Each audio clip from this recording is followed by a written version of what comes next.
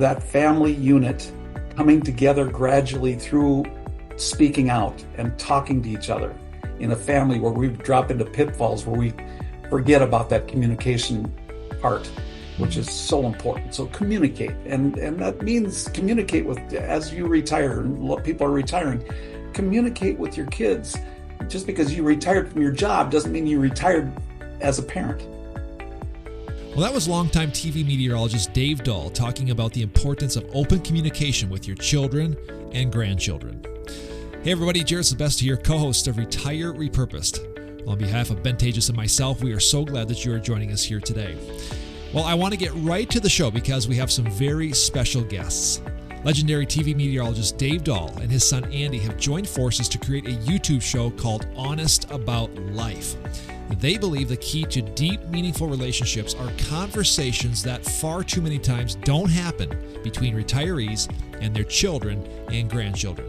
In this podcast, Dave and Andy will share examples of how their honest conversations have led to a greater understanding and deeper perspective of their life and their legacy.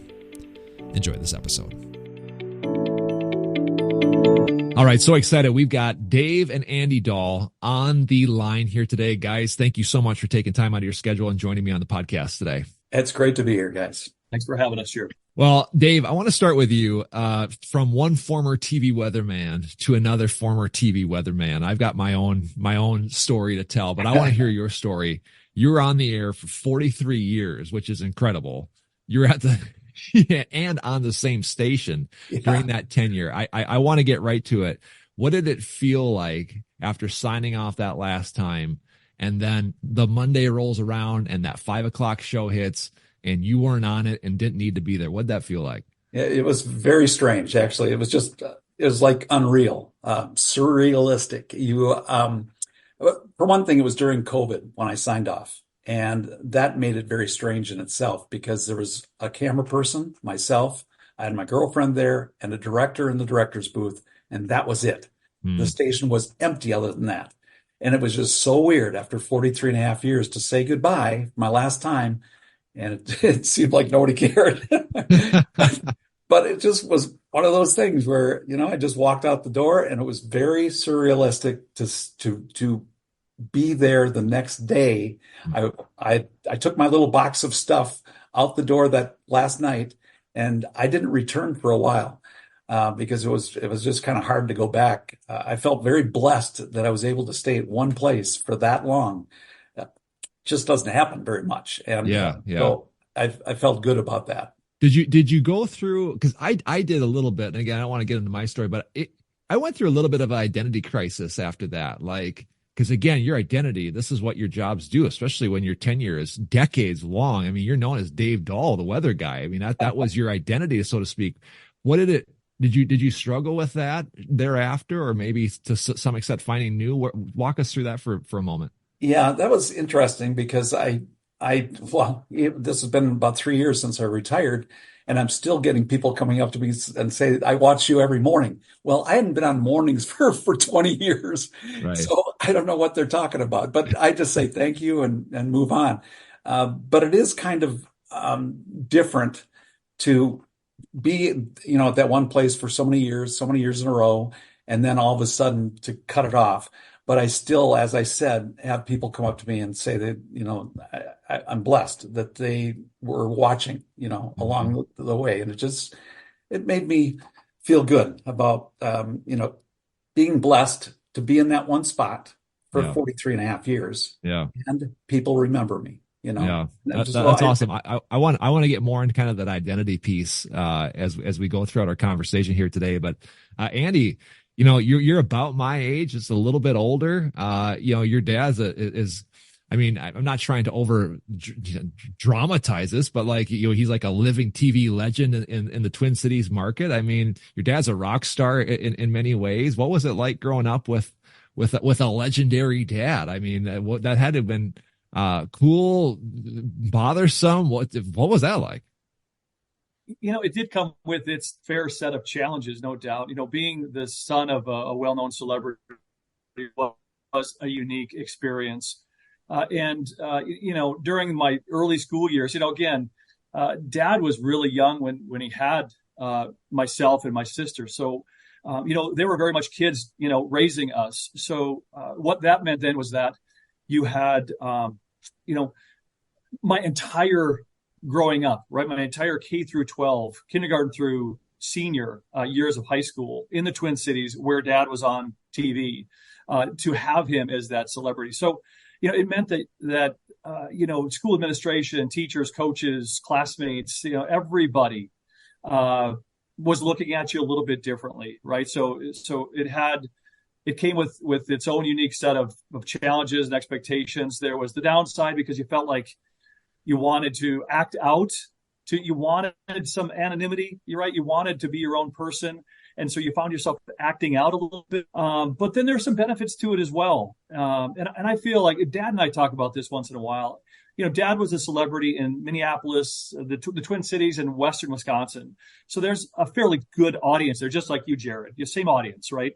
But there are children of celebrities that are known across the country, across the globe. And I can't even imagine the challenges that they faced and the opportunities that they had to deal with and the pressures that they had to deal with. So just so you know, I'm putting this into perspective, but I appreciate the question because it was weird. It was weird. Not many have the opportunity to go through that type of growing up. Andy handled it very, very well. He was a very good student. And my daughter, Allie, was a very good student. And they handled that dealing with, in a way you can say they were bullied, not in a horrible way, but they were treated differently. And I think they both handled it very well. I think that you bring into effect of like how our careers of retirees, how that was maybe difficult and brought some unique challenges to their children. I want to transition now into what you're doing. And, we connected on LinkedIn, Andy, me and you a while back. And, you turned me on to this cool thing that you and your dad are doing. And it has really turned into kind of, I don't know if you'll call it like a YouTube channel or a platform or just a way to, express, what you guys are talking about. But you have a show essentially called Honest About Life. What would you describe? Is this a platform or what exactly is this? And what was the whole point of starting these conversations? Jared, I think what we really wanted to do is something that we hope other people will do as a result of what we're doing. And that's connecting with their parent, and finding out about everything in their life so that when their parent is passed, they can go back and look at some of these memories that they had, and it'll be recorded for life. And we can be very honest about it. We've got our opinions. And we totally say that in our show. These are opinions that Andy and I have. We're not saying it's the right thing. We're not saying it's anything special. It's just what we had. And we want other parents to connect with their kids in that same way. And I hope that it's very easy. We do a Zoom once a week, a couple times a week, and we get to talk about those things that we probably didn't talk about enough, in our growing up. And as Andy had said earlier, I grew up with Andy because I wasn't that much older. And it just was a wonderful thing to have that connection with Andy and Allie, my daughter. But we then now get to expand on that and expand on it so that we can learn about things that we didn't have an opportunity to talk about. And it's so valuable. It's such a wonderful thing to talk about stuff that, dang, I wish we would have talked about that, many years ago. But now we get to do it and we get to save it and record it. Where did it start? I mean, it wasn't like this just came up out of the blue. There was a desire to have those conversations, to speak real. Talk about the genesis of this, of where it goes from, hey, we should talk more and have open discussions, to actually recording them and putting them on the internet. Describe that. I'm going to let Andy answer to that because that's where it really comes together, I think. The genesis, it may have gone all the way back to, hey, what is your dad doing? Right. Now that he's retired, what is he up to? And in fielding that question, it sparked an idea in our head. And I believe that, Dad, you and I were exchanging texts one day a year ago. and we said, hey, you know, there's a lot of, if you will, boxes we can check if we do this, if we have this conversation, if we videotape it, if we call it honest about life, that will force us, if you will, in a good way, to be honest, not only with each other, but to ourselves, with ourselves about the things that we have gone through in our life, not just currently and not potentially in the future, but in the past. And let's talk about some of those things. Let's deal with some of those issues. And then what we have learned in doing this is that it opened up a dialogue that enabled me to ask questions of my father that I may not have had otherwise. Right? As a venue, we call it honest about life, so we're constantly reminded about the importance of being honest. And it's a family-friendly program, right? There's no swearing going on. There's no that sort of thing. We're not talking about X-rated anything. We're talking about the reality of our lives. And again, the idea is to remind everybody how important it is to connect with your loved ones, and doing it in this way allowed us to be, oddly enough, in this public venue, enable us to be extremely honest with each other about some of the things that the decisions we've made in the past, some of the challenges we've overcome, some of the opportunities we passed on, et cetera. So it really was about, what is your dad doing that started this whole concept of honest about life? Yeah, I'm sensing the word authenticity. Like that's something, a journey that I'm on personally, where I want to be. The older I get, I want to be more authentic, and the way that I get more authentic is I'm just more real and I'm more truthful. I'm guessing in the short amount of time that you've done these conversations and recorded them, you've probably have discovered some things about each other. Has there been something that has stuck out where you went into a conversation talking about X, Y, and Z, and there was some light bulbs and some things that you've learned about each other, even though you've known each other for, approaching 50 years? Is there anything that comes to mind? Can I answer that, Andy? I think. I could think of a couple as well. Go ahead, Dad. Yeah, I'm going to just start off with one that, closure is one of those words that gets overused, but I think that we have some closure with some of the things that, as Andy was growing up and as I was becoming a parent and trying to be a good parent, I think I learned a ton from what Andy was saying to me now and what it meant to him as a younger boy. And I love that honesty that, that can come out, and we're not trying to feed anything down anybody's throat. We're just telling you our life and the way we enjoyed life. Andy? Yeah, that is a good point, Dad. Again, I know we keep coming back to this, but you were young. We have one story in particular, Jared, to your question about what revelations have come of these conversations. And one thing that I believe is really important in understanding your parents is understanding their own upbringing, their own childhood, what developed them into young adults and adults. And to hear Dad's story about his younger brother who was born with a disability, a significant disability, and Dad being number 4 of the 5 children, and then having a 5th one born behind him, meant that he no longer would get that attention that the youngest member of the family would typically receive, because his younger brother required all that attention. So, Dad, why don't you share with me, our audience here, Jared's audience, what you told me about your brother, Danny? Yeah, I'm gonna. This was a very developing stage in my life. He was about 5 years younger than I was, and I had to give up the attention that I got, and I resented that. And I hate to even admit that, but I resented that. And I remember that I would do some things to my brother, who never, because of his brain development, never got past 6 months of brain capacity. So even though he grew like a normal young man, he had the brain capacity of a 6-month-old. And, he'd smile when we came into the room. But I just resented everybody. What's Andy doing? Or what's Danny doing? Is Danny all right? Everything was about Daniel. And so I was kind of taking the back seat My other brothers and sisters were a little older, and they could handle, that, and they didn't need the attention that I felt that I needed. So I really feel bad about the fact that I resented that attention that I didn't get. Mhm. Well, how'd that land for you, Andy, hearing that from your dad? It reminds you about the importance of development, and the importance of family at such a young age, and how that affects you essentially the rest of your life, right?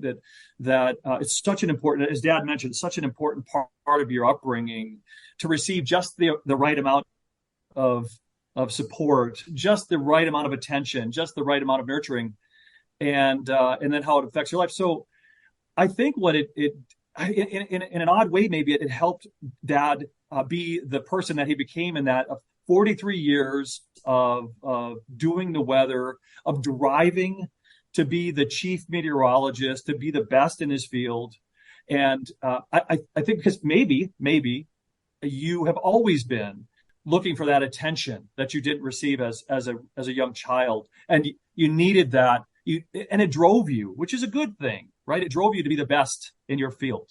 Yeah. And so there's a lot of messaging going on there that I think we could talk about, but I hope you follow what I'm trying to say. I'm going to jump in, because Andy, I think you hit it right on the head, that it is something that probably drove me that I didn't even know was in the back of my mind. But I love my brother. As I got older and realized how insignificant that feeling that I had was, it made me feel I loved him to death. I mean, he was my younger brother, and yeah, and I felt so badly that I resented him in the beginning, when I was younger.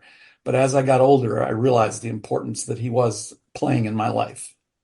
It's interesting because I'm hearing a number of things from both of you, but one thing that stands out, and we will all attest to this, the person that we were, 20 years ago, 30 years ago is vastly different than who we are today. In fact, I mean, you could go back a year ago. I mean, the truth is that we're just different people.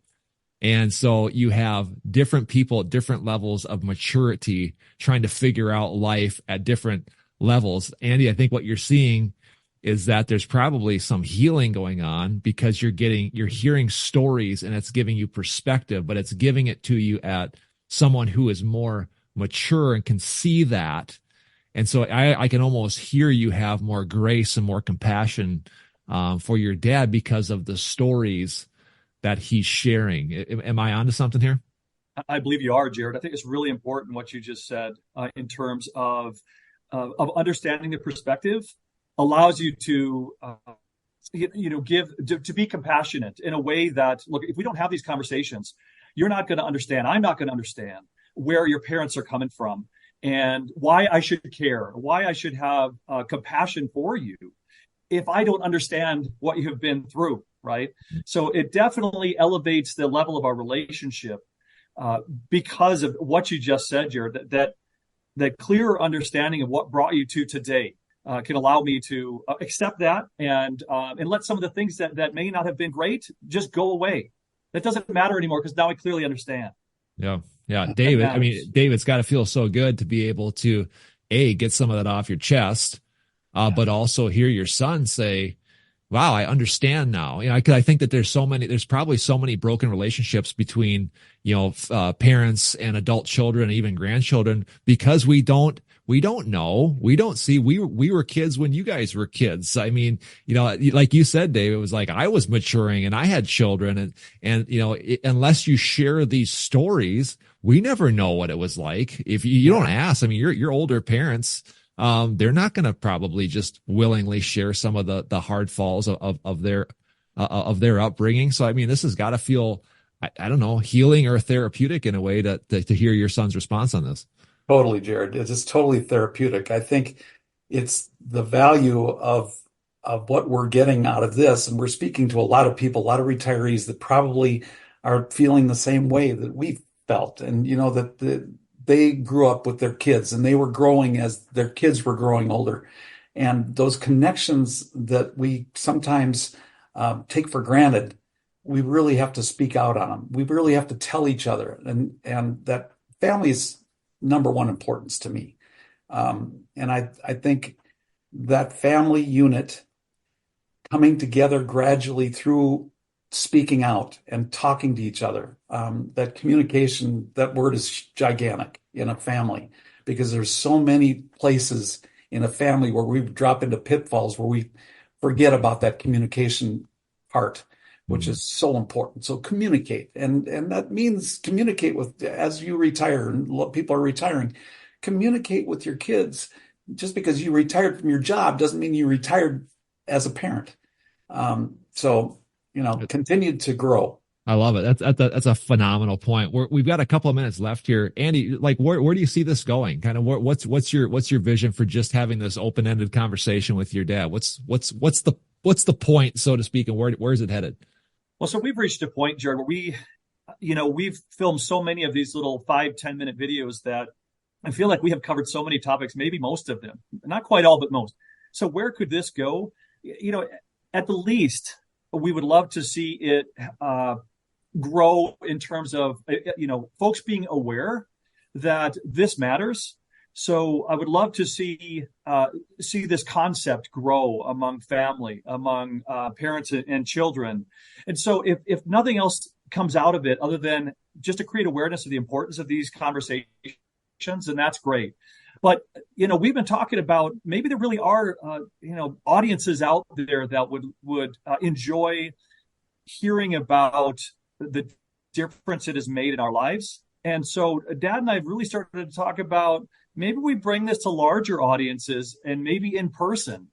So because I think there really is something here, especially in light of politics and all this other divisive sort of things that are going on in the world today. Let's get back to what matters.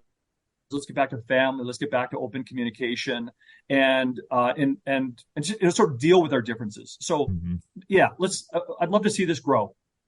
What's the for you, Dave? Like, again, you want to inspire, create awareness, but like ultimately, like at the heart of you now being a retired weatherman, like this has got to give you some like enthusiasm, some passion, some fervor, like describe like in a grand slam situation, what's happening with this platform.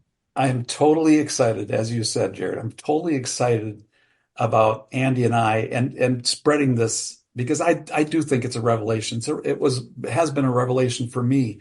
And I think Andy has a very good presence on stage, and the two of us do work together pretty well. He was talking about the state fair. We had some great conversations on stage, he and I, in front of large crowds. And it's kind of invigorating to know that, especially with this particular topic, we're getting across a point that I think is very valuable.